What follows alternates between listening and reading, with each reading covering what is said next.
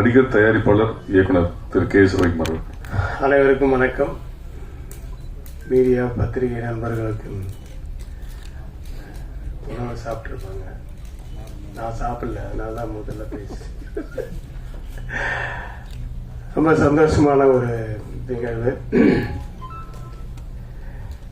எனக்கு தியாகராஜன் சாரை பல வருஷம், அதாவது நான் காலேஜ் டேஸ்ல இருந்து பார்த்துட்டு இருக்கேன். அதுக்கப்புறம் நான் ஒரு எக்ஸ்போர்ட்டர் ஆனேன். அதுக்கப்புறம் அவர் ஒரு எக்ஸ்போர்ட்டர் அப்படின்றது தெரிஞ்சு எனக்கு அவர் மேலே ஒரு ஈடுபாடு இருந்தது.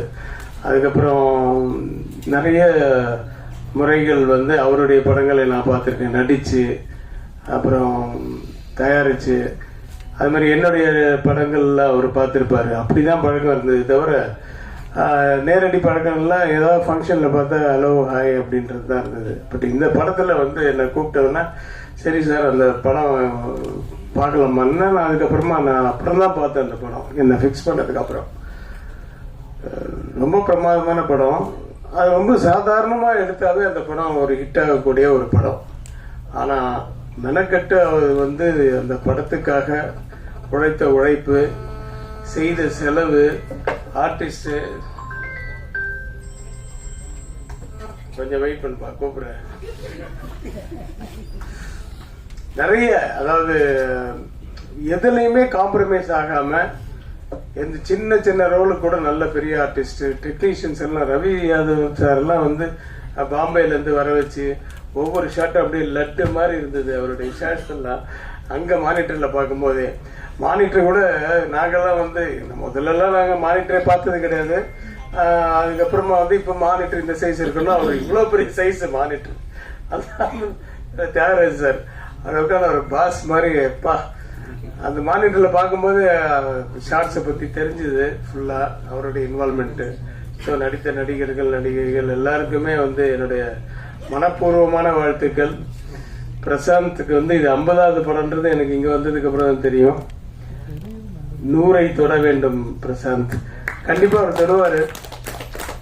என்னன்னா அவர் பார்க்கறதுக்கு கொஞ்சம் ஹைட்டு வெயிட்டமா இருந்தாலும் குழந்தை மனசு. அதாவது அந்த பிரசாந்த் கோல்டன் டவர்னா, கோல்டன் டவரா, கோல்டன் டவர், அந்த டவர் பக்கத்துல நின்று நிக்க வச்சா அப்ப கூட அது நம்மளுது அப்படின்ற ஒரு இது ஒரு பர்சன்ட் கூட அவர்கிட்ட இருக்காது. அப்படி ஒரு சிம்பிளான ஒரு ஆர்டிஸ்ட்.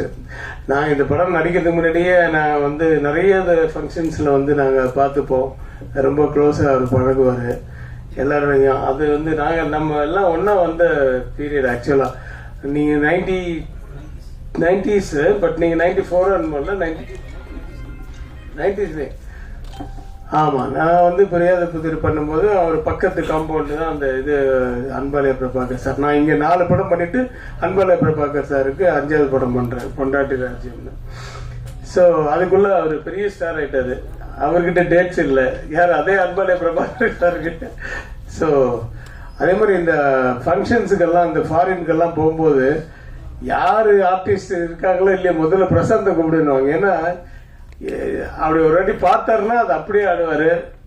அந்த மாதிரி ஒரு டேலண்டட். அதுக்கு உறுதுணையாக இருந்தது மோகன் சார், மோகன் வைத்தியா சார் கூட இருக்கலாம். ஏன்னா அவர் சின்ன வயசுல இருந்து ஆமான்னு சொல்லப்பா, சந்தோஷப்பட்டோம். எல்லாரையும் சந்தோஷப்படுத்தினால ஒரு படம் நல்லா இருக்கும். ஆமா, அவரோட ஸ்டூடெண்ட் பாருங்க. ஸோ இந்த படத்தை இன்னும் எனக்கு ஃபுல்லாக காமிக்கல, டப்பிங்கில் தான் நான் பார்த்தேன். பட் அங்கே எடுக்கும் போதெல்லாம் பார்த்தேன். சிம்ரன், அந்த யோகி பாபு, ஊர்வசி மேடம், அது ஒரு ராட்சசி. ஊர்வசின்னு பேருக்கு பதில் ராட்சசின்னு வச்சிருக்கலாம், அந்த மாதிரி ஒரு ஆர்டிஸ்ட். பட் வனிதா இவங்க ஹீரோயினோடலாம் எனக்கு காம்பினேஷன் இல்லை. பட் இருந்தாலும் அந்த ஹிந்தி படம் பார்த்ததுனால நான் ரொம்ப எதிர்பார்க்குறேன். சீக்கிரம் எனக்கு படம் காமிங்க சார், பார்க்கணுன்னு ரொம்ப ஆர்வமாக இருக்கு. ஏன்னா அது கண்டிப்பாக பிரம்மாண்டமாகவும் இருக்கும், நல்லாவும் இருக்கும். ஒரு அருமையான படம். யாருமே அந்த படத்தை பார்த்துட்டு டக்குன்னு வீட்டுக்கு போனோன்னா மறந்துடுன்ற மாதிரி இல்லாமல் ஒரு மைண்டில் இருக்கக்கூடிய ஒரு படம்.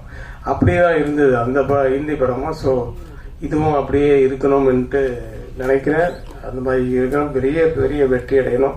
இந்த சாங் ரொம்ப சூப்பராக இருக்குது சார். முதல் வாட்டி கேட்கும் போதே மைண்டில் நிற்குது. சந்தோஷ் அவருடைய பாடல் வந்து அனிருத் பாடியிருக்காரு. ரொம்ப நல்லா இருக்கு. பாடல்கள் மட்டுமல்ல, படமும் மிகப்பெரிய வெற்றி அடைய எல்லாம் வல்ல இறைவனை பிரார்த்தித்து விடைபெறுகிறேன். நன்றி, வணக்கம். நன்றி. அடுத்ததாக